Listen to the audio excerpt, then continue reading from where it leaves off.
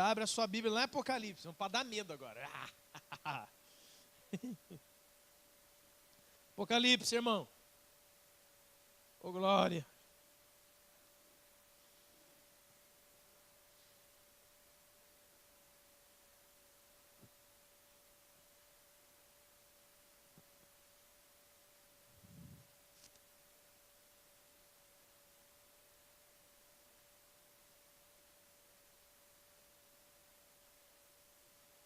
Apocalipse 17.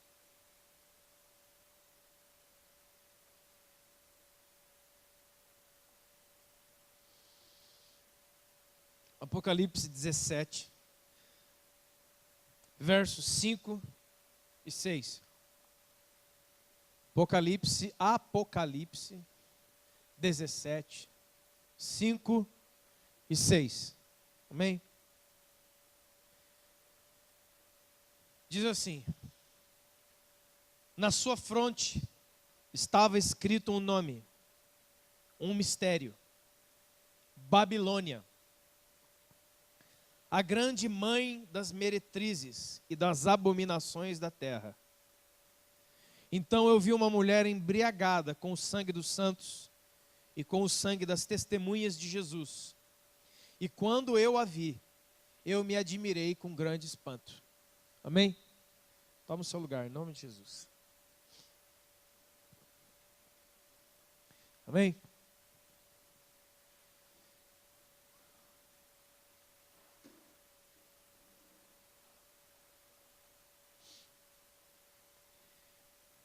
Eu não sei você, mas desde uns 4 anos para cá,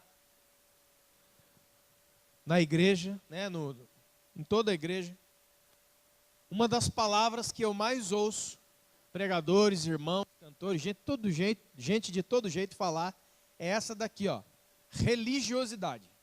Ah, não sei o que é religiosidade, isso é muita religiosidade, ele está preso na religiosidade. Religiosidade, religiosidade, religiosidade. E todo mundo acaba falando isso, troca as coisas, confunde as coisas e até atrapalha muita coisa. Mas eu vou dizer uma coisa para você, irmão, com toda certeza. O diabo não é um problema para Deus. Por quê? Porque já foi vencido lá na cruz, lá. Irmão, vamos dizer assim, o diabo tomou 2 tocos. Um está lá em Ezequiel 23, que no dia que ele é expulso do céu, no dia que Satanás é expulso do céu com os seus anjos, lá ele já recebe essa palavra aqui, ó, lá no finalzinho de Ezequiel 23 está escrito isso aí. Vai falar a seguinte coisa, Deus vai falar assim, ó: nunca será, jamais subsistirá. Quando o diabo saiu de casa com a sua revolta, Deus já mandou uma palavra em cima dele. Qual é a palavra? Você jamais será. Deus, você jamais subsistirá. É Ezequiel 28, perdão. Você, Satanás, fez essas coisas que você fez aqui, você arrumou confusão aqui no céu, mas antes de você sair, você vai sair com uma palavra minha. Você já sai daqui derrotado.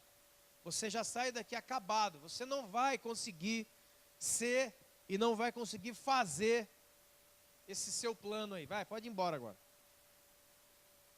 Quando Jesus vem, o diabo vai confrontar ele no deserto, não vai, irmãos? Lá no deserto, Jesus já dá, ó, bate nele de chicote, ó. Jesus já quebra ele de novo. E quando Jesus está na cruz do Calvário, Jesus quebra ele de novo. Mas lá no livro de Jó, o Jó já quebrou ele outra vez. Mas esse diabo é um quebrado. Ele só pega os Zé Bobinho mesmo, o inconstante, o cara que não tomou a decisão por Jesus ainda, ele vai lá e abocanha. De modo que é verdade, irmão, dizer para você o seguinte: se você tomou uma decisão por Jesus, de entregar a sua vida aos cuidados de Deus, e você é um filho de Deus, você vai ter problemas com o diabo, com o mundo e com o pecado, a nível externo. Quantos estão entendendo comigo? Interno, não. Por que interno não? Porque agora tem alguém que habita na casa abandonada. Quem é, irmãos? O Espírito Santo. O Espírito Santo não vai morar ele, é aquele lance da área, né? Tem um quarto para o Espírito Santo, outro quarto para o diabo, outro quarto para mim, outro quarto para o amor da minha vida. Não, não tem isso. É Deus e o resto todo mundo fora.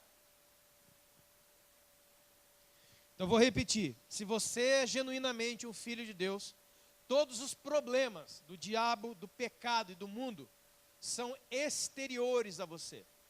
Você vai lidar com as consequências do pecado no mundo, na vida de uma outra pessoa que não se rendeu a Cristo. Quantos estão entendendo?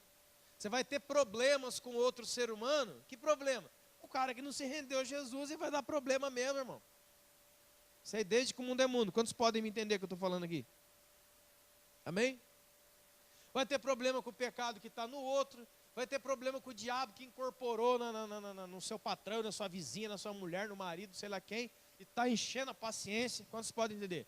Mas isso são coisas externas. É isso que você vê na palavra chamado perseguição por causa de Jesus. Por causa do Espírito de Deus que está em você, o espírito do mundo vai fazer guerra contra você, mas ele não vai mais entrar em você. Quantos podem entender aqui, irmão? Não vamos confundir o negócio, hein? Então o diabo não é o problema para Deus. Deus já deu tiro nele já, irmão, vamos dizer assim. Mas depois que Jesus venceu Satanás no deserto, um outro inimigo se apresentou, chamado religiosidade humana. Vieram quem? Os fariseus, os escribas e os saduceus. Irmão, esse pessoal ficou pegando no pé de Jesus de dia, de tarde, de noite, sábado, domingo e feriado. Hoje Jesus ia fazer um milagre, estava lá eles assim, ó, de canto de olho, mas esse aí está fazendo pelo poder do Beelzebu. Esse aí não pode ser filho de Deus, ele come, não lava a mão. Irmão, falaram de Jesus tudo que você pode imaginar, você já leu a Bíblia, você sabe.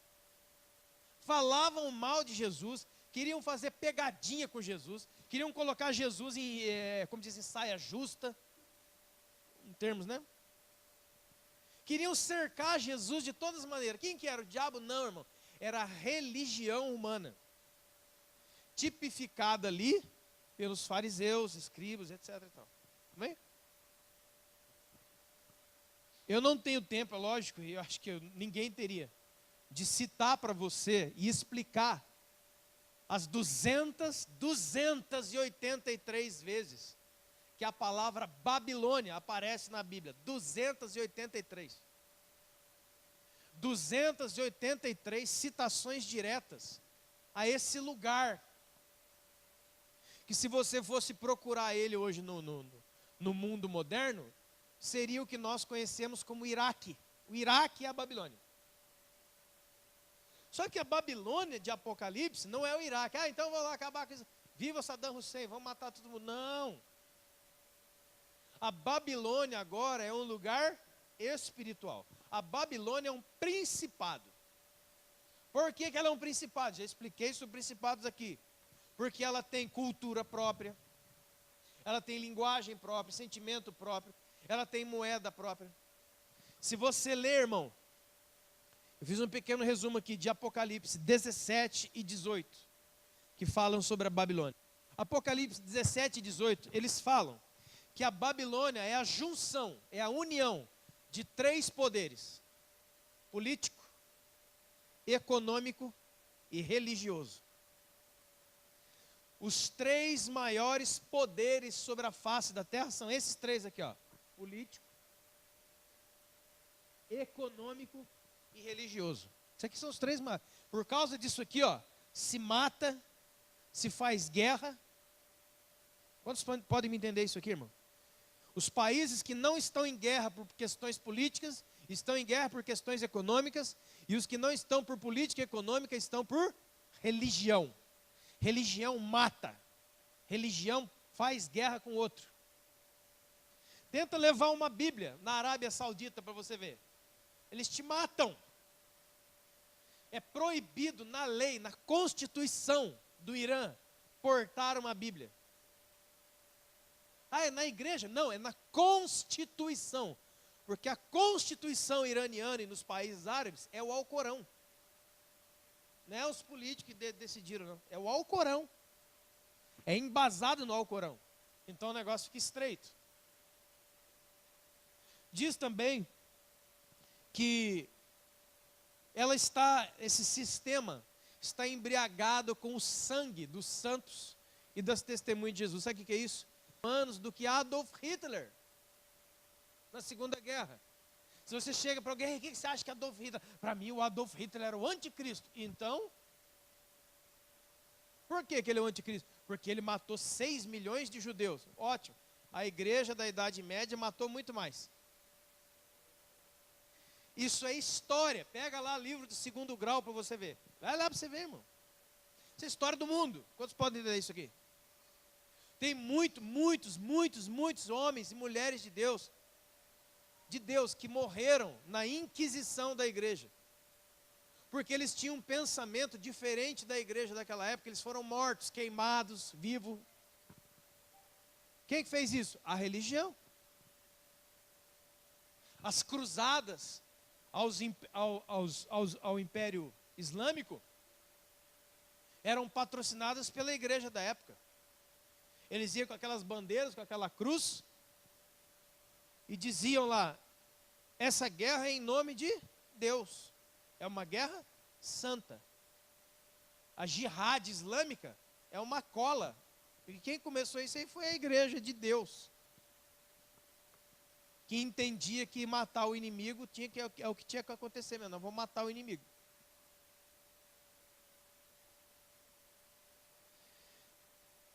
Diz que ela está assentada sobre os governos e os povos da terra. Irmão,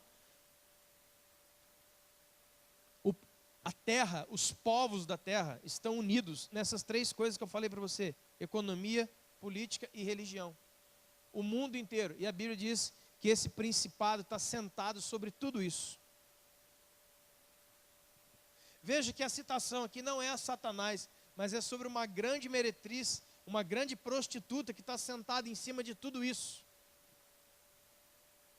Tem gente que diz, aquela igreja é essa, aquela outra, não quero entrar nessa questão, mas uma coisa eu digo para você, essa grande prostituta aqui é qualquer igreja, qualquer uma, que se dobra ao governo da religiosidade.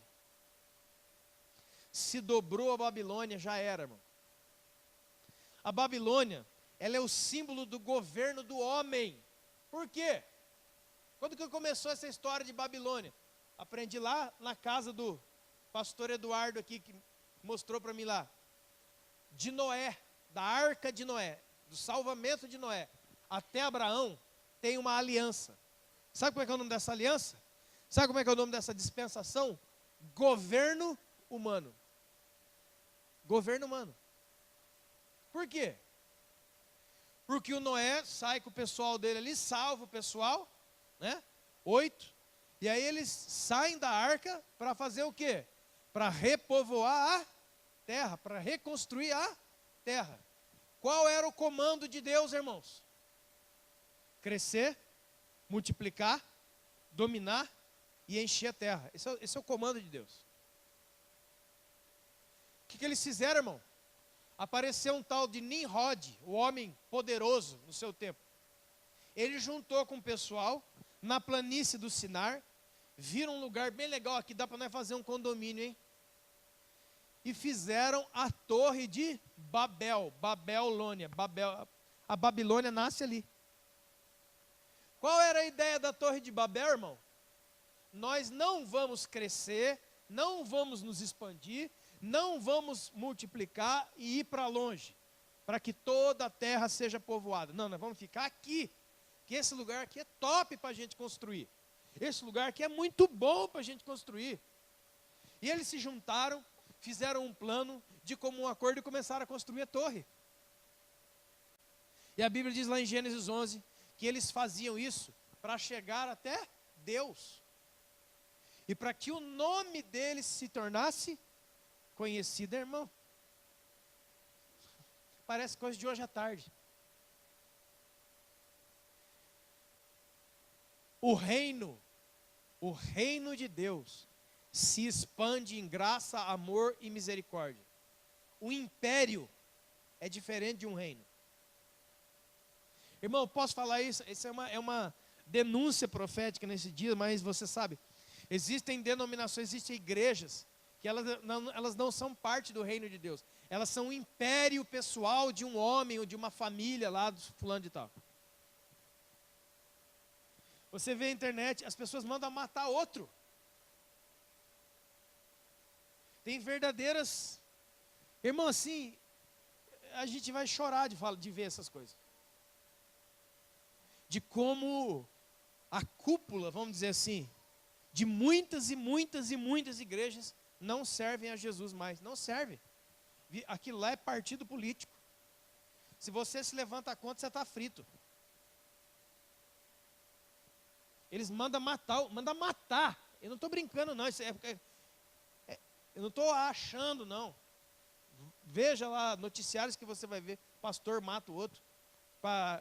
Porque ninguém pode se tornar presidente. O presidente da igreja sou eu. Na Bíblia, a palavra presidente não existe. A igreja não tem presidente, a igreja tem cabeça. A igreja tem pai. A igreja tem marido. E o resto? O resto é tudo irmão. Não. E nós vamos construir isso aqui. E o nosso nome será conhecido. Isso aqui vai subir. A Bíblia diz que se Deus não tivesse descido e confundido as línguas, eles teriam dado cabo do que começaram. O desejo de Deus, irmãos, é que o reino dele se expanda. Quantos estão entendendo? O reino dele cresça. Mas como cresce o reino de Deus? Jesus falou, é como um grão de mostarda na palma da sua mão. Ele é pequenininho agora, mas ele vai crescendo, vai crescendo, vai crescendo, e se torna uma grande hortaliça, até os pássaros fazem. Irmão, qual é a missão da minha e da sua vida? Crescer com o reino de Deus. Vou falar um pouco de ciência para você. Desde o dia que Deus falou, haja luz, o universo cresce. O universo. Um pouco de astronomia e física para você. O universo está em expansão. O universo está crescendo. As galáxias, elas estão em movimento de distanciamento uma da outra. O seu filho, quando nasce, qual que é a esperança e a certeza que você tem sobre ele, para saber que ele é uma criança saudável? Ela vai crescer. Ela vai se desenvolver. Vocês podem entender, irmão? Crescimento e expansão é a vontade de Deus para nós. Em todas as áreas da nossa vida, todas. Deus quer que você cresça, como foi com Jesus. E crescia o Senhor Jesus diante de Deus e diante dos homens, em graça e sabedoria. Aí vem um pessoal falando, não vamos nessa de Deus, não. Nós vamos montar a nossa cidade aqui, mas a vontade de Deus é que a gente expanda. Não, nós vamos montar a nossa cidade aqui. Deus foi lá, irmão, meteu a marreta. Cris, ainda, desculpa, cara, você falou isso aí, mas eu ainda não estou entendendo o que eu tenho a ver com isso. Muito tempo depois, derivado dessa Babel, veio realmente a nação babilônica, lá entre o rio Tigre e o rio Eufrates, lá onde é o Iraque. Lá veio um cara chamado Nabucodonosor, por exemplo. O que o Nabucodonosor fez, irmão? Ele invadiu Jerusalém, ele invadiu Israel. Naquela época, Jerusalém e Israel era o quê? Era o símbolo do reino de Deus na terra. E a Babilônia era o quê? Era o símbolo da religiosidade. Quando eu vejo na Bíblia, 1 Reis, 2 Reis, Jeremias, Ezequiel, Daniel, todas essas pessoas estão dentro da Babilônia. Jeremias, Ezequiel, Daniel, eles profetizam de dentro da Babilônia e para a Babilônia. Os livros inteiros deles são desse lugar. O Salmo 137 é muito interessante. Salmo 137 fala assim, sabe como é que é o título do Salmo 137? Saudades da minha pátria. Sabe o que está escrito lá? Quando a gente chega na beira do rio, que saudade a gente tem de Jerusalém. Que saudade a gente tem de casa.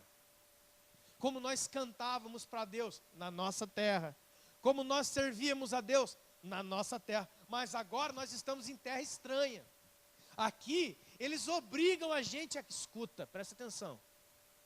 É aqui na Babilônia, onde nós estamos, eles nos obrigam a cantar para os deuses deles.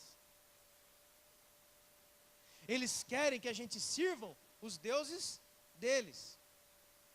E longe de mim me esquecer de Jerusalém. Que seja cortada minha mão fora se eu me esquecer de Jerusalém. Sabe por quê?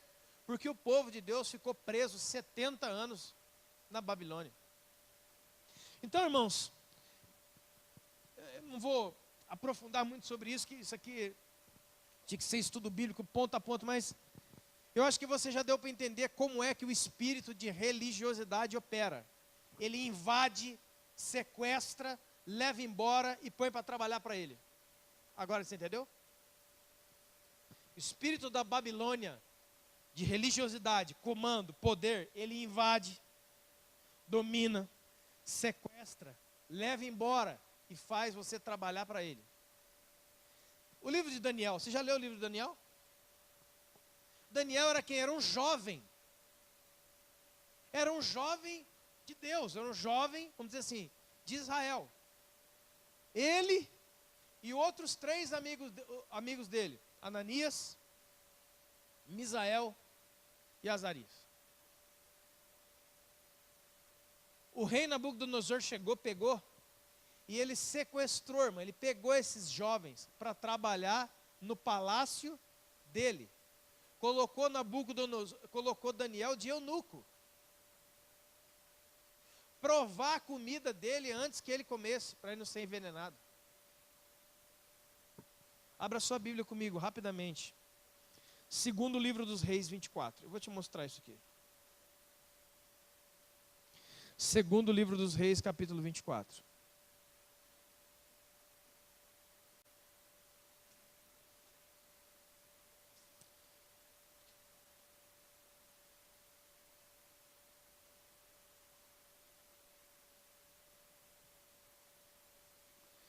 Segundo Reis 24, 10.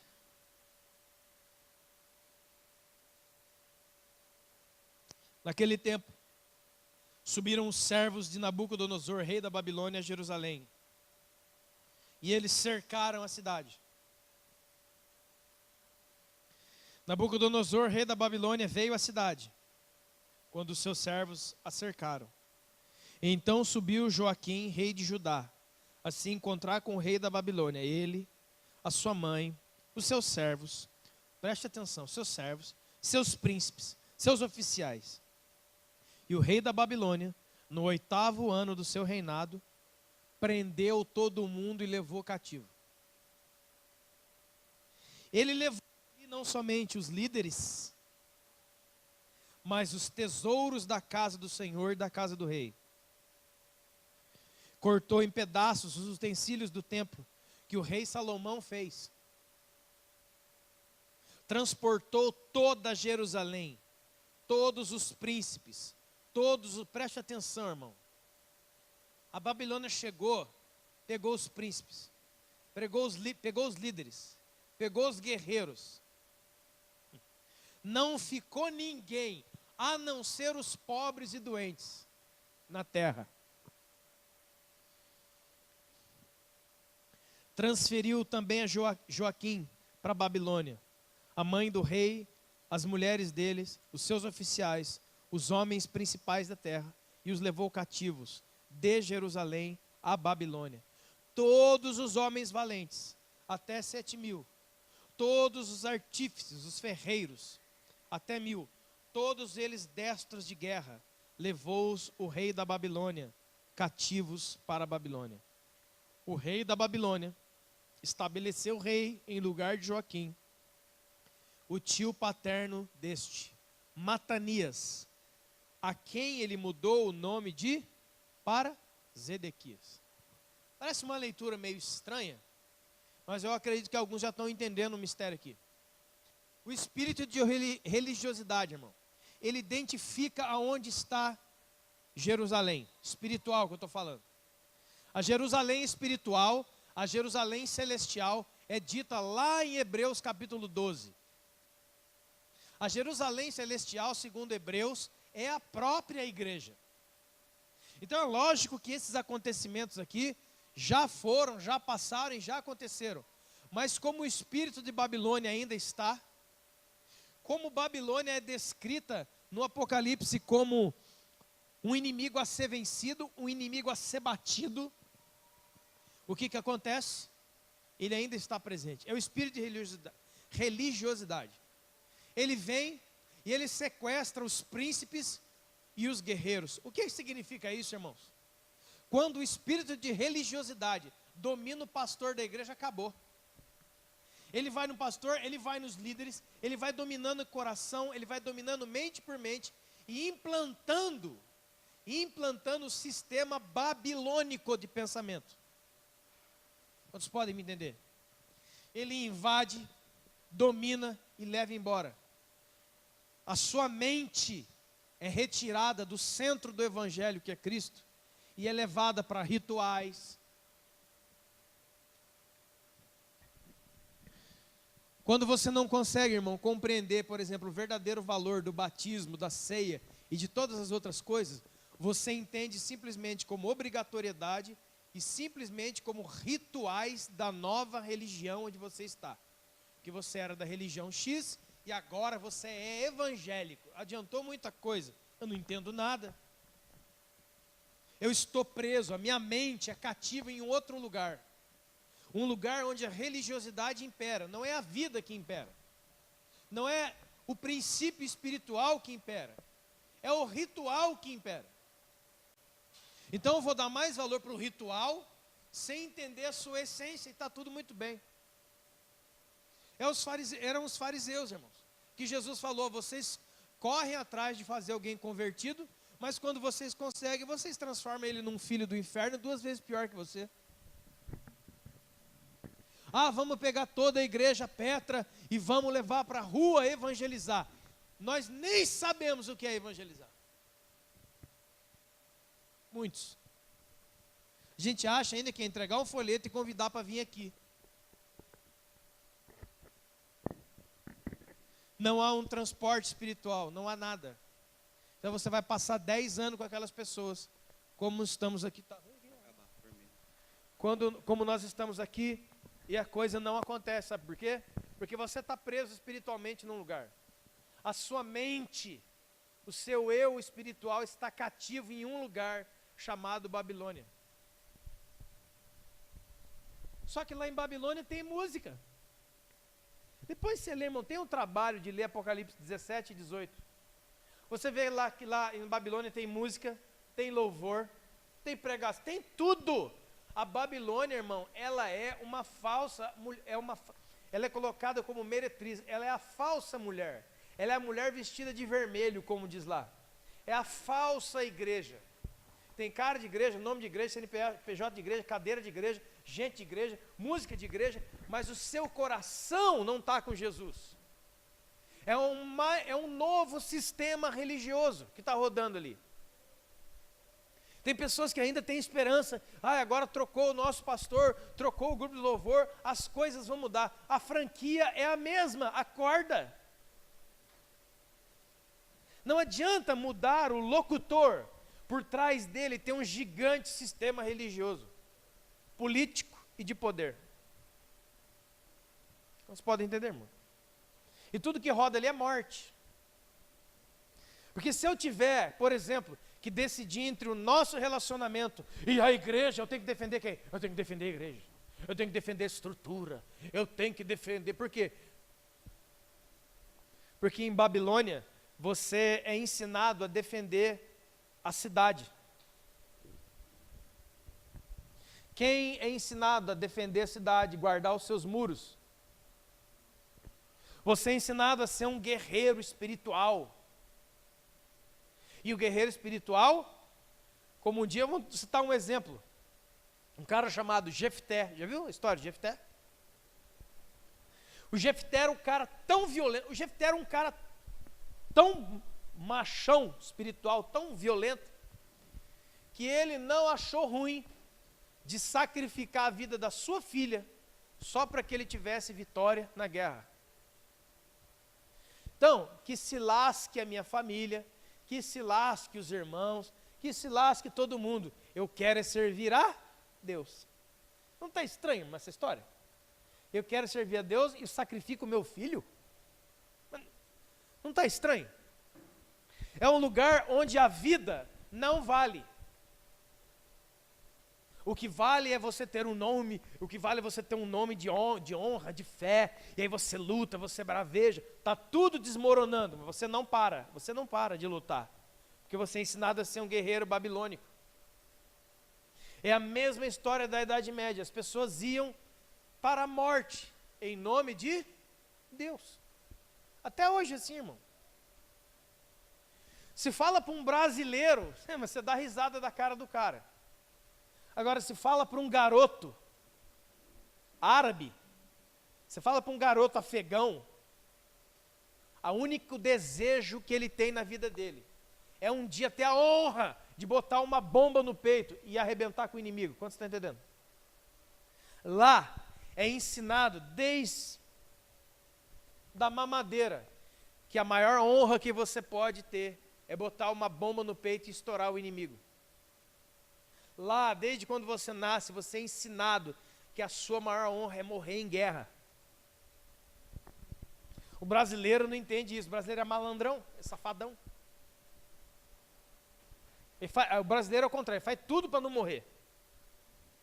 Aí ele vem para o reino de Deus, né? Ele vem para a igreja. Aí ele escuta na pregação assim, ó, você quer vir comigo? Tome a sua cruz e venha. Ah, tá louco? Sai fora. É ruim, não vou. O espírito de religiosidade, irmão, ele faz a gente trabalhar para sermos muitos, mas o reino de Deus não é trabalhar para ser muito, o reino de Deus é trabalhar para ser um. Jesus, na sua oração em João 17, ele coloca o desejo do coração dele diante do Pai. Pai, que eles sejam um comigo, como eu sou um contigo. Eu em você, você em mim, nós nele, eles em nós. Seja sincero. Quando você pensa em crescimento da igreja, no que é que você pensa? Seja sincero, irmão. Crescimento numérico. Mais gente. Mais gente significa que o reino está crescendo. Não. O crescimento do reino não é um monte de novas unidades. É todos que estão aqui chegarem no um. O reino de Deus verdadeiramente só cresce quando você diminui. Essa foi a mensagem de João Batista. Que ele cresça e eu diminua. Quando todos nós que estamos aqui nos tornarmos um em Cristo, o reino de Deus está crescendo. Enquanto nós acharmos que a igreja é uma soma de pessoas, entrou mais 4, entrou mais 5, mais 4, mais 5, lá na cela, mais 10, na outra cela, mais 20, e lá em Moreira, mais 5, e lá em não sei o que, mais 10, aí você coloca um papel e vê que entraram na Petra agora 100 pessoas, ou seja, mais 5, mais 10, mais 20, mais não sei o que, agora a Petra cresceu, porque não. A essência é que, irmã, a essência não é Deus. A gente não fala isso. Qual que é a sua essência? Qualquer crente fala, é Deus, ele não sabe nem quem está falando, está viajando. É Deus, é Deus, é Deus, é Deus. Tudo bem, o que é Deus? Quem é Deus? Como é Deus? Eu não sei. Eu sei que eu venho aqui todo domingo, ouvi um cara falar Deus, Deus, Deus, Deus, Deus, não sei quem é. Você quer ver uma coisa? Deus é Pai, Filho e Espírito Santo, né? Não é o que a gente fala aqui? O grande amor de Deus, a graça do Filho e a comunhão do Espírito. Não é a chamada bênção apostólica? O amor do Pai, a graça do Filho, a comunhão do Espírito esteja conosco hoje e sempre. Amém. Vão em paz, irmãos, até semana que vem. Olha a Babilônia aí. Isso aqui é a Babilônia. Irmão, eu transformei uma essência num cumprimento de boa noite de fim de culto. Deus, o que a gente faz? Batizando em nome do Pai, do Filho e do Espírito Santo. O que é isso, então, irmão? O que é batizar uma pessoa em nome do Pai, do Filho e do Espírito Santo? É só você olhar para a bênção apostólica, porque Deus é amor. Quem é batizado em Deus é batizado em quê, irmão? Em amor. Ah, mas eu fui batizado na água, aqui, tem até a foto.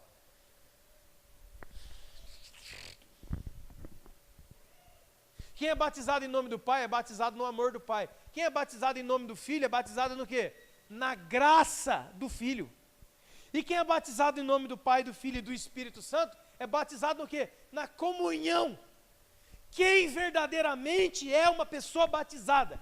É alguém que está enfiado dentro de um reino que é amor, graça e comunhão. Você está fora disso aqui? Procura um rio e pula dentro. Isso aqui que dá pane no sistema evangélico. A Babilônia é um sistema de religiosidade, onde ela transforma essência de vida, mensagem de transformação em ritual. Você está entendendo o que eu estou falando? A bênção apostólica de 1 aos Coríntios se transformou num boa noite, tchau gente, até semana que vem. Irmãos, estão terminando o culto, né? Vamos ficar de pé, irmãos? Já acabou, tá bom. Cadê a hora? Vamos, vai. Ele vai falar as palavras mágicas. Vamos lá, irmão. Que o grande amor do Pai, levante a mão. Que o grande amor do Pai, a graça do Filho e a comunhão do Espírito esteja com você hoje e sempre. E quantos concordam? Meu Deus, que desespero que eu tenho disso. Eu fico desesperado. E quantos concordam? Eu digo amém, vamos lá. Parece... Meu Jesus, você está comigo, irmão? É desesperador. A pessoa transformou uma essência num cumprimento de tchau, boa noite. É que eu estava falando daqui esses dias, da paz do Senhor, meu irmão. Paz do Senhor virou cumprimento na rua. Irmão, passa, irmão, passa, irmão, passa, irmão, passa, irmão. Valeu, varão, passa. E tem gente, desculpa, irmão, tem gente que está tão enganada. Tem gente que a Babilônia pegou ele de uma tal maneira, que tem gente brigando por cumprimento. Não, mas não é paz do Senhor, é graça e paz, da nossa igreja é graça e paz. Meu Jesus Cristo. Não é paz do Senhor, nem graça e paz. Aqui é paz de Deus, ó. Não, é paz de Cristo.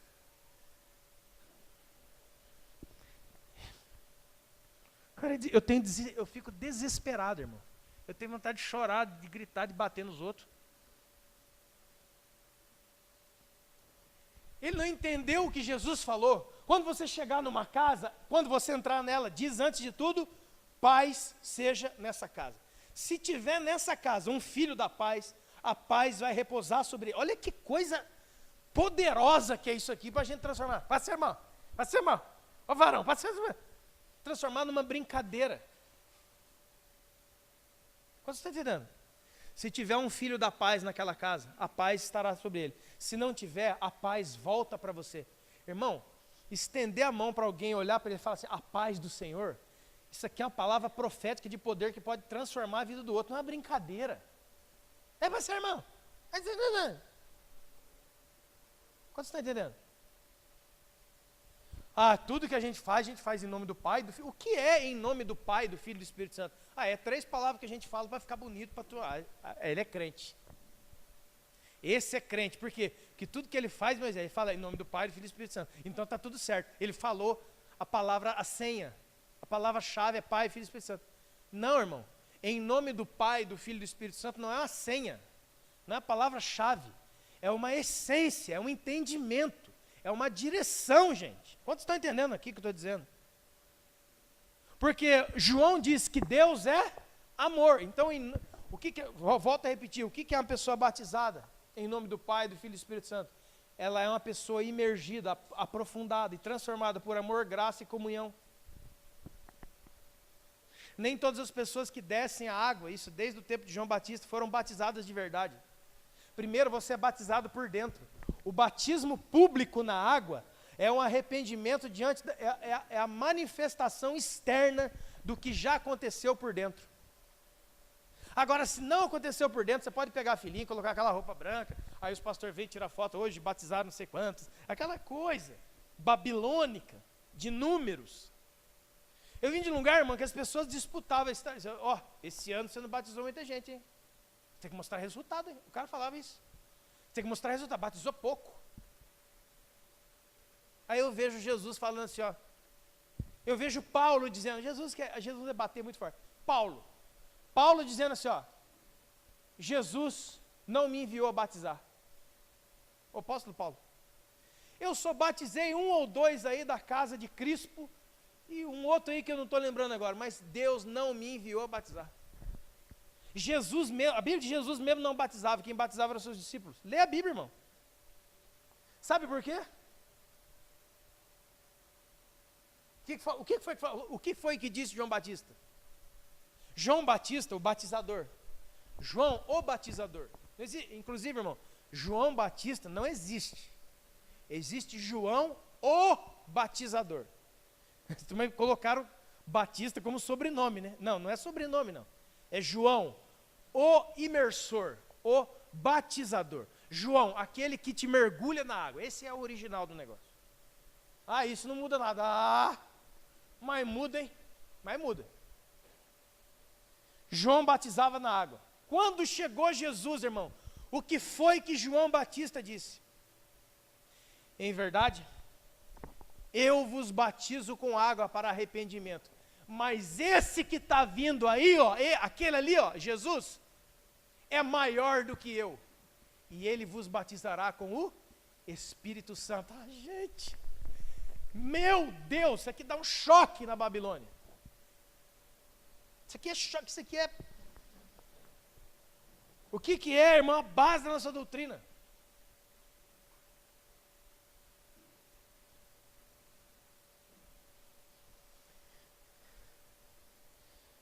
A Babilônia vem, domina sua mente, sequestra os príncipes da igreja, sequestra os líderes. Sabe aquela irmã que está sentada aí, ó, agora? Sabe aquele irmão? Você que Deus tem um chamado na sua vida, cuidado com a Babilônia, ela está atrás de você. Não para te matar, mas para te fazer continuar o chamado, trabalhando para ela. Ela não destruirá você, veja, irmão, ela não matou os príncipes, nem os líderes. Ela trouxe para doutrinar de novo, segundo o pensamento dela. Quantos estão entendendo, irmãos? Então está cheio de crente babilônico, a cabeça dele está sequestrada no negócio. Ele está preso em algum lugar. Aí Deus vem com vinho novo, ele trava assim, ó. Aqui mesmo já aconteceu. Ah, o dia que a gente, as primeiras vezes que a gente colocou mesa aqui no dia da Santa Ceia, teve gente que pirou. Veja, irmão, eu coloquei a mesa de plástico na igreja, já travou. O que é essa mesa? Essa mesa aqui? Tem uma mesa aqui. Isso não é normal. O que é isso? Deixa eu checar minha doutrina, que me ensinaram desde quando eu sou pequeno. Porque me ensinaram desde quando eu sou pequeno. Reavalia, viu, irmão? Porque você está há 70 anos na Babilônia e não sabe. Milhares de judeus nasceram em território babilônico. Milhares. Lê a Bíblia, cara. O Jeremias é dessa época. O Ezequiel é dessa época. Eles nasceram nessa época.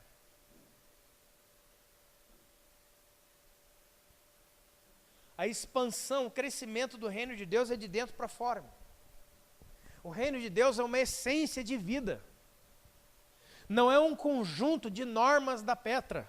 A Petra só tem uma norma, está ali, ó, já está bom. Oi, Norma. E já está bom. Sabe? Não faça isso. Jesus, palavras de Paulo, não faça isso, não toque naquilo outro, não faça isso. Que são doutrinas e preceitos de homens. Mas e o Espírito? Isso foi um choque antigo, irmão. Os fariseus chegavam, ficavam... Aí, ó. Anota. Você tirou foto? Se os fariseus tivessem celular, a gente estava com as fotos de Jesus até hoje. Olha, dá licença, você que é o mestre, né? Não é por nada, não. Eu sou fariseu aí, eu sou estudioso da lei. Os seus discípulos não lavam a mão para comer, não? Você diz que é mestre e não faz nada com eles aqui, não? Eles não lavam a mão para comer. Porque está escrito que tem que lavar a mão. É cerimonial. Não pode comer sem lavar a mão. É cerimonial para um judeu lavar as mãos e os pés para comer. Lá naquele casamento de Caná da Galileia, que é outra confusão, não vou nem entrar, mas é outra confusão. Quando Jesus transforma água em vinho, que água que era das talhas? Sabe o que é, irmão? Quando você chegava num casamento, numa festa, tinham talhas de água na entrada. Ali você tinha que lavar o pé e a mão naquela talha de água. E depois entrar. A água da purificação é o sangue da purificação. Esse é o sentido. Mas os caras ficaram presos no ritual. Você não lava a mão. Seus discípulos não lavam a mão. Está errado, quebrou a lei de Moisés. Não pode. Aí Jesus fala assim, não, vocês que não entenderam. Não, nós entendemos se nós pregamos isso a vida inteira. Então, mas deixa só colocar aqui para vocês.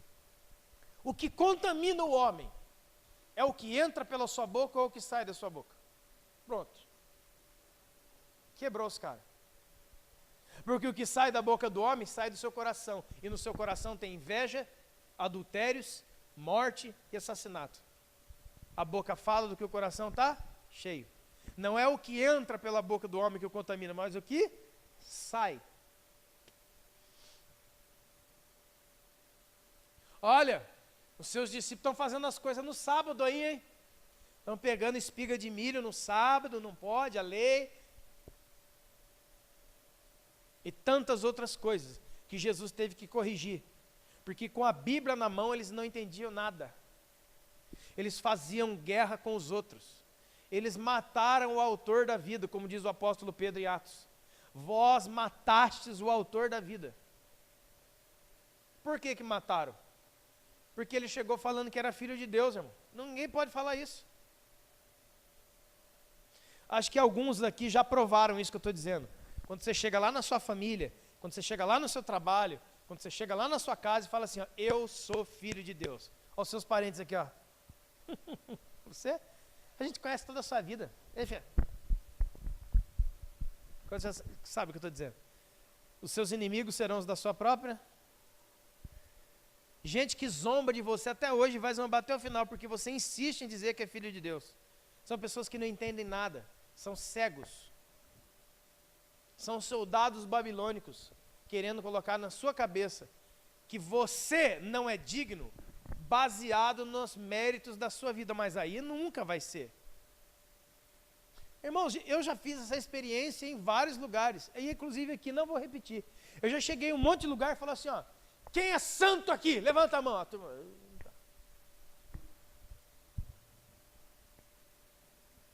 Teve gente que levantou a mão e depois olhou. Ah, não. Voltou. Miserável, voltou atrás. Já cheguei em igrejas, irmão. Quem é justo aqui? Levanta a mão. Aí eu tenho até um versículo que eu lembrei. Não há um justo, nenhum sequer.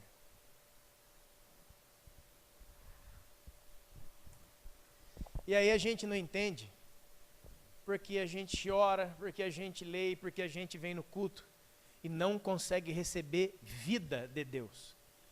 Todo o seu entendimento está preso num sistema religioso chamado Babilônia, que escraviza, sequestra, leva embora e faz você trabalhar para ele.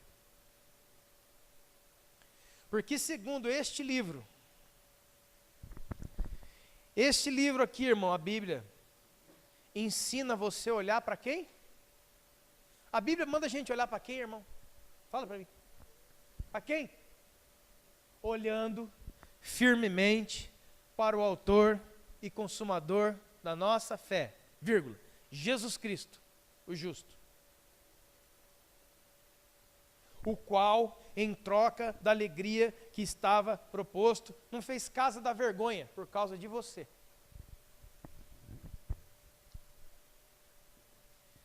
Nós queremos coisas, mas nem o beabá da fé a gente não sabe. Que Jesus na cruz do Calvário fez por você o que era impossível você fazer. Se eu falo quem é santo aqui, ninguém pode levantar a mão. Se eu falo em Cristo, quem é santo aqui, se você é filho de Deus, você tem que levantar a mão. Você tem que levantar a mão. Porque o que ele fez na cruz do Calvário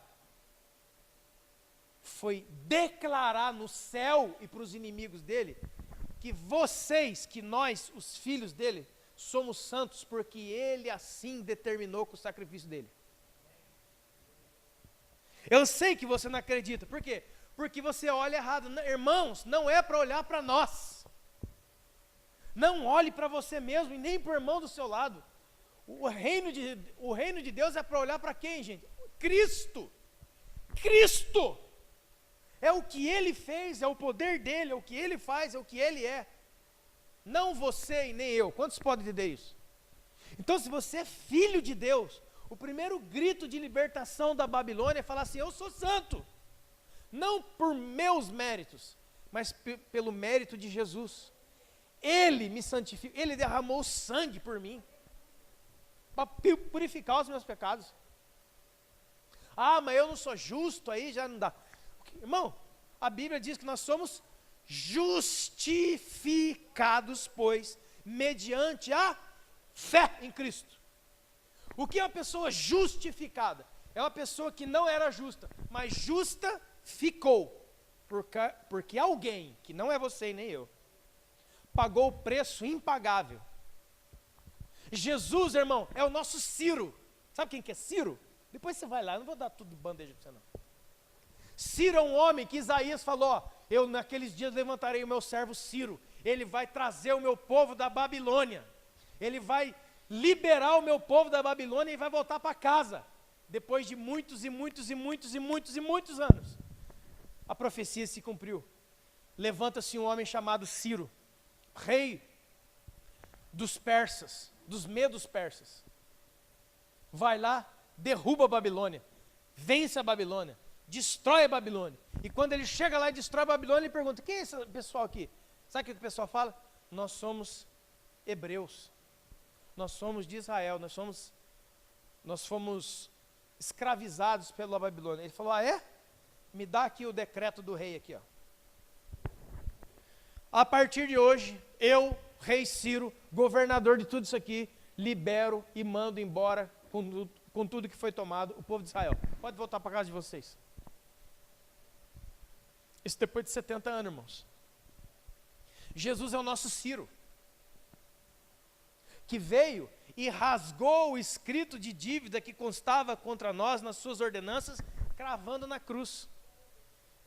Não para que você e eu vivamos uma vida medíocre espiritual. Olha, Deus tem um plano na sua vida. Ai, tem não. Tem sim, cara. Sabe qual que é quando você descobre que a Babilônia está no seu cangote, é quando fala assim: ó, cara, você é um homem, você é um príncipe. Você passou escravizado essa época toda. Você é um valente, você é um guerreiro, você passou essa época escravizada toda, mas Cristo te libertou e você não quer voltar para casa para ser um príncipe. Deus tem um chamado na sua vida, você fica com preguiça, você não crê, você não se movimenta. Por quê? Porque tem correntes de Babilônia no seu pé, em algum lugar você está preso. Ciro já libertou, não vai ficar aqui, porque muitos judeus não voltaram para casa, sabe por quê? Constituíram famílias, herdades e posses na Babilônia. Quantos estão entendendo, irmão?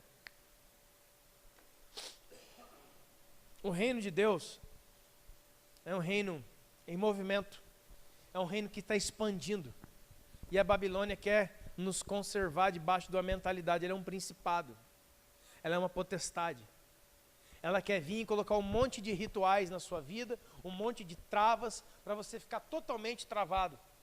Você quer ver uma coisa? Talvez você não entendeu aqui. Todo mundo que está aqui hoje, todos, se você é filho do meu Pai, se você é filho de Deus pela fé, e está aqui hoje, você é um ministro, tanto quanto eu. Só que a Babilônia vai fazer assim para você: não, você não é não. Ele lá é o cara que é mais perto de Deus, você é meio coitado. Está vendo? Eu sei que um monte de gente aqui pensa assim. Olha, você pode formar um grupo de oração na sua casa e ganhar pessoas para Cristo. Mas eu não estou preparado, né? Faz 60 anos que eu estou na igreja, não estou preparado. O que é esse preparo, afinal, irmão? Irmão, alguém tem que explicar para mim o que é estar preparado, porque até hoje eu não sei. Que quando eu comecei, não estava preparado. E hoje, não me sinto preparado. O reino de Deus, irmão, não é sobre estar preparado, é sobre crer. Abre a sua boca e eu vou encher naquele dia. Você estará diante de reis e governadores. Não tenha medo, abra a sua boca e eu vou encher. É uma questão de fé. Eu não estou falando que você não deve, por exemplo, cursar os cursos que nós temos aí, vai te ajudar muito. Mas no fim, irmão, é quem tem fé e quem não tem fé. Quem tem vida de Deus ou quem não tem. Quem está solto no reino ou quem está preso na Babilônia. Eu conheço gente que se vier aqui pregar, se vier aqui dar um estudo, ele dá banho de Bíblia em nós. Mas ele não tem coragem de sair e falar com um pecador na rua. Ele tem medo. Ele tem medo de demônio, ele tem medo de escuro, ele tem medo de gato preto, crente, com diploma de teologia. Ele tem medo de pregar, ele tem medo de orar, ele tem medo de tudo, tudo ele põe medo. Olha, vamos evangelizar lá. Olha, é perigoso, né? Vamos fazer 60 dias aí para nós. Lá na Bela Vista, alguns anos atrás, na igreja. Irmão, eu estou falando aqui, eu estou falando de quem já apanhou, eu estou falando do vergão. Juntamos um monte de gente, anunciamos, fazemos evangelismo, casa por casa lá na Bela Vista. Antes de ser colocado a Petra, muito antes, não tinha nem nada lá ainda, era antes da época da igreja quadrangular. Juntamos, irmão, um monte de gente, folhetos, um monte de coisa, levamos aqueles galão de água, suco, pão, espalhamos as pessoas, fizemos pontos, cara, aquela organização, sabe aquele negócio lá? Chegou sabadão, 2 horas da tarde, a gente abriu lá a garagem, veio 2 pessoas só. Você fez uma organização gigante para evangelizar casa por causa do Bela Vista, casa por casa, veio só 2 pessoas. E eu era o líder do negócio. Imagina, irmão, você faz um negócio gigante, convida todo mundo, os guerreiros falam, nós vamos, pode deixar. Chega lá, só tem 2. Fala aí, vamos falar a verdade. Você dá aquela quebradinha, não dá nada. Acho melhor remarcar, né? Eu acho que Deus mudou, né? Deus não mudou? Você não está sentindo que Deus mudou? Sempre tem um capitão para levar para o Egito de novo, né? Eu também estou sentindo que Deus acho que mudou mesmo. O que você acha, Orlando? É mesmo, mudou, é mesmo. Rafael, mudou, né, Vinícius? Vamos fechar, vamos marcar para outro dia. Eu fiquei tristão, irmão, fiquei baixo. Aí eu fiz a coisa mais terrível que você pode imaginar, irmão. Fui na salinha que tinha lá no fundo, falei, vamos orar um pouco. Ai, meu Deus do céu, cara. Irmão, tem hora que eu falo para você, não ore, porque o negócio vai ficar feio para o seu lado, porque Deus vai vir. Aí fui lá, né, irmão? Senhor isso, Senhor aquilo, ó Deus, lá, lá, lá. Aí Deus só... Olha que acho que ele esperou de eu parar de falar bobeira. Aí ele falou, então, agora eu, né? Então quantas pessoas são necessárias para fazer um impacto evangelístico nesse bairro aqui, lá no Bela Vista? Aí eu, ó o líder, ó o chefe. Senhor, se tiver uns 50 aqui, nós vamos virar isso aqui de ponta cabeça. Deus falou para mim, é por isso que você não consegue. Você tem fé no número. Você não tem fé no que eu falei. Imagina, irmão, você tomar uma dessa. Você sai com a cara vermelha de um lado, aí você lembra que tem que dar outra face, né? Aí você dá outra face também. Porque quando você lê, obrigado, Senhor. Quando você lê, se te ferirem numa face da outra, você pensa em quem? Fala a verdade. Na sua sogra, no inimigo, no vizinho, no patrão. Aquelas pessoas, estou aguentando, viu, Jesus? Olha, pessoas difíceis de conviver. Você pensa em outras pessoas. Seja sincero, irmão. Quando você lê aquela passagem, você não pensa em Deus, né? Pois Deus é o que mais esbofeteia. Quem é do Espírito Santo aqui sabe do que eu estou falando. Deus, a hora que Ele pega você, irmão, Ele sacode você. Ele não dá colher de chá, não. Ele já chega assim, ó. Pum, é você, cara. Você fica branco, amarelo. Como diz, diante do Senhor, o Carmelo, o Monte Carmelo, se derrete igual cera. Para quem não crê, lê Hebreus 12. O pai açoita o filho que ama. Vai conversar com o papai para você ver só. Sabe, irmão, aquele dia que você está bem bravo, que você está bravinho, endemoniadinho, assim, meio brabinho? Experimenta orar 5 minutinhos para você ver. Deus vai acalmar você rápido, irmão. Deus sempre nos acalma. Eu estou te fazendo um desafio. Faz esse desafio, você vê. O dia que você estiver bem decidido mesmo, de matar mesmo, 5 minutos no banheiro, você vai sair assim, ó. Você vai sair abraçando o inimigo. Irmão, não é não? É. Deus falou assim, você confia mais em números, você confia em gente, você não confia em mim. Aí eu desmontei, aí Deus ainda botou o último e falou assim, ó, sabe de quantas pessoas eu preciso para fazer um impacto nesse bairro aqui?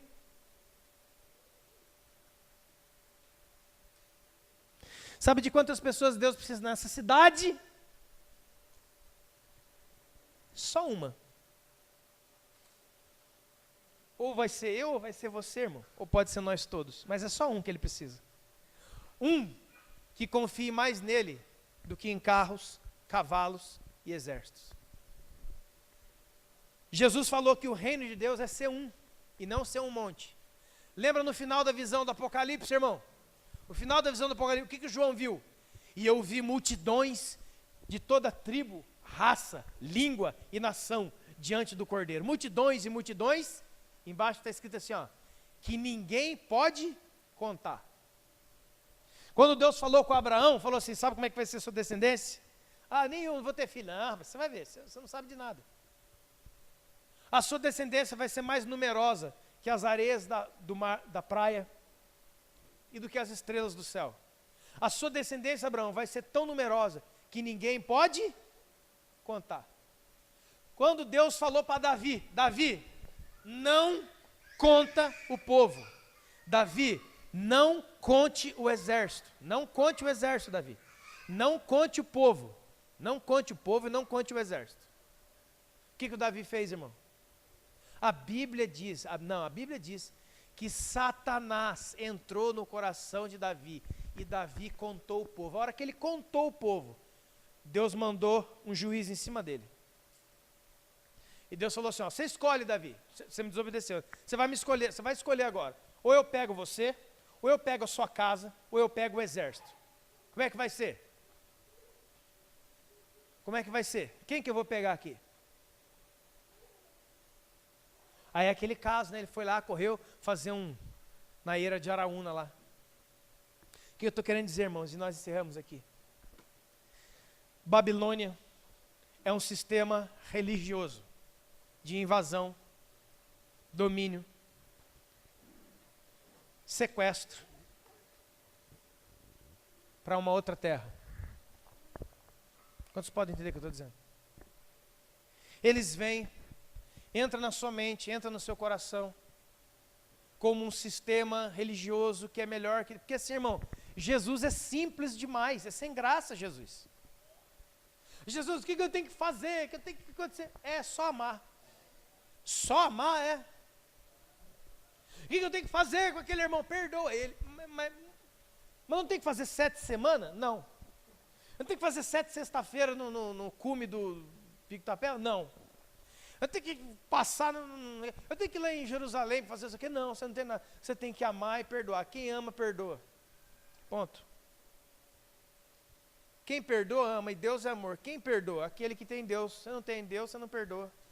A dificuldade do perdão, repito, não é o que o outro fez.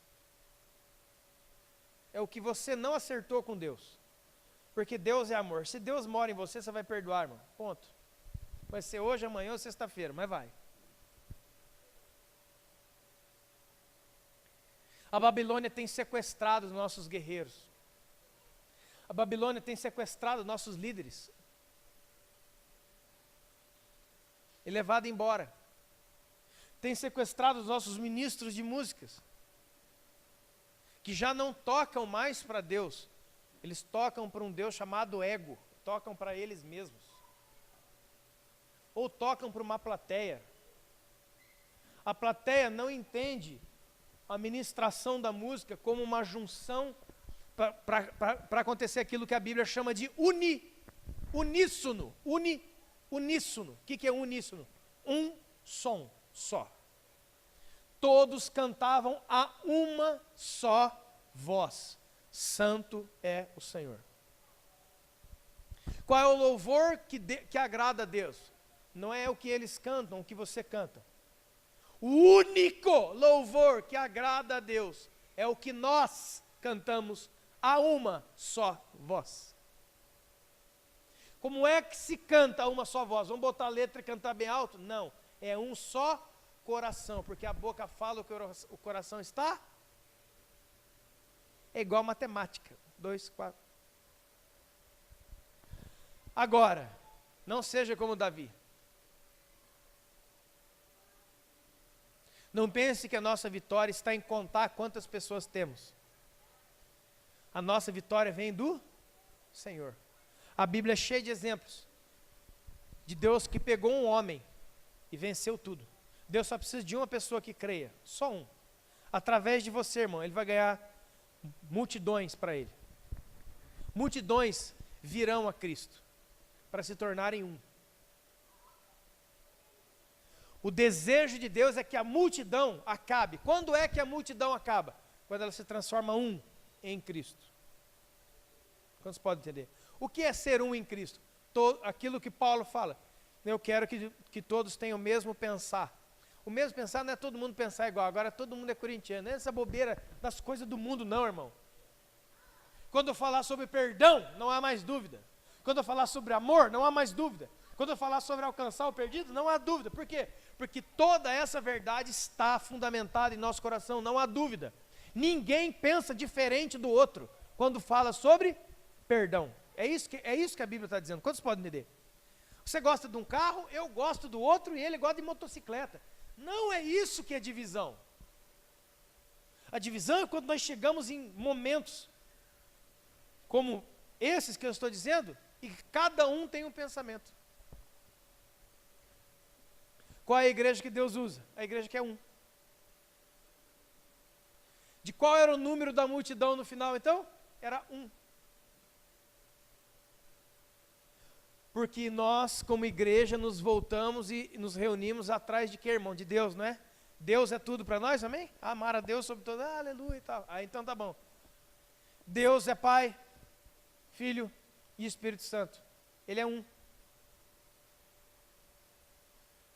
É um mais é três. Aí agora é difícil. Ninguém consegue explicar a Trindade. É lógico, você está fazendo a conta errada. O problema é conta. No reino de Deus não tem soma. Porque 1 mais 1 é quanto, Marcelo? 1 mais 1 mais 1 é quanto? 3. Aí, ó. Então você tem 3 deuses. O reino de Deus não, irmão. O que Deus falou lá em Gênesis? Crescei e multiplicai. Multiplicar não é um monte de nós. A turma tem na cabeça. Irmão, você casou agora? Agora eu vou entrar na promessa, crescer e multiplicar. Ele pensa, quer fazer um monte de filho com a mulher dele. Ai, meu Deus, me salva rápido isso aqui. Multiplicar, Deus falou. Não é somar. Somar é um monte. Escute, irmão. Somar, quando você soma, você adiciona um monte de outros indivíduos que podem ser quem eles quiserem, porque você está somando. A multiplicação nunca muda a essência. 1 vezes 1 é quanto, seu Mário? Vezes 1. Vezes 1. Vezes 1. Vezes 1. Eu vou ficar aqui até o final da minha vida falando vezes 1, vezes 1. Sabe qual é o resultado? Essa é a essência de Deus. Você está me entendendo, irmão? Não é a gente somando um monte de gente e agregando um monte de gente. Aquela igreja gorda, cheia de gente, que não é um. É uma igreja de soma. É uma igreja que cresce com um monte de indivíduos que não se transformam em um. O apóstolo Paulo diz: aquele que se une ao Senhor é um espírito com Ele. Quando você for um, você vai me encontrar. Quando você for um, você vai encontrar todos os que verdadeiramente são filhos de Deus, lá nesse lugar chamado Jesus. Jesus é o um. Um, vezes um, vezes um, vezes um, vezes um. Cresçam e se multipliquem. Significa que cada um que viesse ia multiplicar a essência do primeiro. Então ia ser Deus conhecido em toda a terra.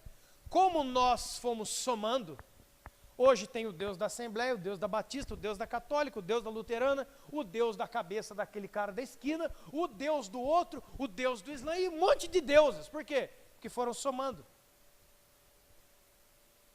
Não foram multiplicando. E quem soma, daqui a pouco vai querer o quê? Subtrair. O que tem? Cara, você está muito louco mesmo, acho que você fumou alguma coisa. Não. Olha, 3 pessoas saíram da igreja. Então esse mês nós perdemos 3 membros. Que conta é essa que você está fazendo? O reino de Deus não possui subtração. As pessoas podem deixar de sentar aqui para se sentar em outro lugar, mas se a essência de Deus estiver multiplicada nela, ela continua no mesmo lugar. Nós, na Petra, não lutamos para crescer numericamente, somando esse lugar, mas encontrar e contaminar com o reino de Deus, para que ele seja um com Deus. Aonde ele estiver, ele é igreja comigo. Quantos membros tem na igreja sua? Quantos membros tem na sua igreja? Quantos membros tem na sua igreja? Deixa eu ver. Eu acho que tem uns 100, né? Aí, ó. A Babilônia aí, ó. A Bíblia diz, irmão, que é incontável como a areia que está na praia e as estrelas que estão no céu. Qual é o tamanho da igreja que eu congrego?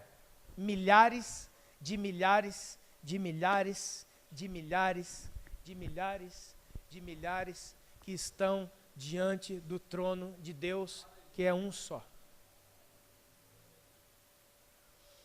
Quantas vezes, né, irmão? Quando você é pastor, né, e está no meio da Babilônia, é sempre assim. Pastor encontra você: ô irmão, ei, beleza? Como é que você está? Estou bom, tudo bem? Segunda pergunta: e a obra? A obra está maravilhosa. A obra de quem? A obra de Jesus. Maravilhosa, de vento e popa. A obra de Jesus tem falha, irmão? Ele que toca a obra. A obra de Jesus é supipa. Terceira pergunta que a turma sempre fazia comigo: e aí, quantos membros tem lá?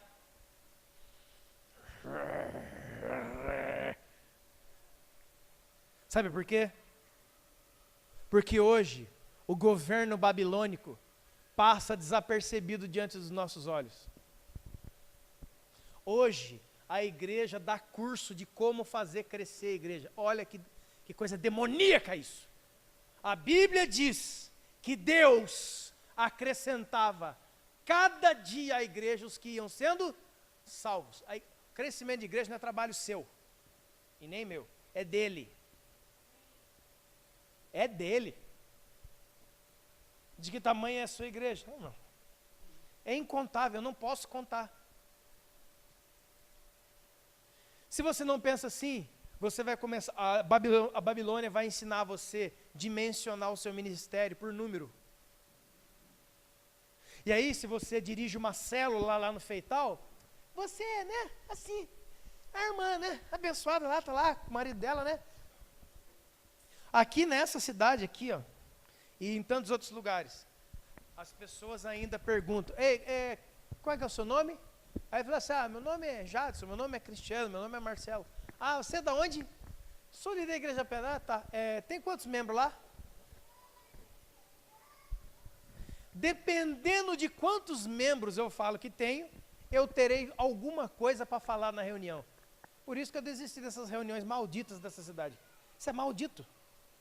Isso é formação babilônica. E no final está todo mundo lá para tirar uma foto para o jornal da cidade. Sou eu mesmo, aquele da treta. E por isso que eu brigo mesmo, cara. Eu brigo com esses caras todos. Não tenho dó. Sabe por quê? Porque não é sobre Petra, cara. Isso aqui é simplesmente um nome na parede. O que vale aquilo ali? Nada! Se o reino de Deus não estiver dentro de você, pode colocar qualquer nome de denominação na sua frente. Você é um babilônico, você está preso. Você não serve para multiplicar a essência do um. Você vai multiplicar a sua denominação. Tem coisa mais nefasta sobre a face da terra do que isso. Homens construindo uma torre, para fazer o seu nome conhecido. Gênesis 11. Irmão, tem gente que é maligno, maldoso e tantas outras coisas. Mas como ele tem uma mega igreja, ele é respeitado, reverenciado, e irmãos aguentam até violência sexual desses caras. Você pensa que esse negócio de João de Deus é coisa dos macumbeiros? Só é. Queria mesmo que o presidente abrisse a caixa do BNDES, da Eletropaulo e da igreja também. Porque, irmão, vai rodar nego, hein? E não estou longe não, porque lá Tiago 3 diz assim, é chegado o juízo pela casa de Deus. O juízo vai começar aqui. E qual é a pergunta de Jesus? Vocês são um comigo ou são Babilônia? Esses 9 anos de Petra, você está se esforçando para fazer o seu nome conhecido, esse logotipo, essa logomarca, convencer pessoas a deixarem a igreja deles para vir aqui, é esse o seu trabalho? Maligno. Isso é maligno. Quanto você está entendendo, irmão? Evangelismo, o reino de Deus não é convencer pessoas de outras igrejas a sair de lá e vir para cá. Isso é maligno. Não faça isso. A nossa missão é multiplicar a essência de Deus dentro dele. E aí, se Deus quiser, o trará. Se Deus não quiser, não o trará. Vai colocar em outro lugar qualquer. Deus quer que a gente cresça. Amém? Na graça, no conhecimento. E se multiplicando sempre. Porque toda vez que a gente multiplica, por mais que cresça, continuamos sendo... Feche seus olhos por enquanto.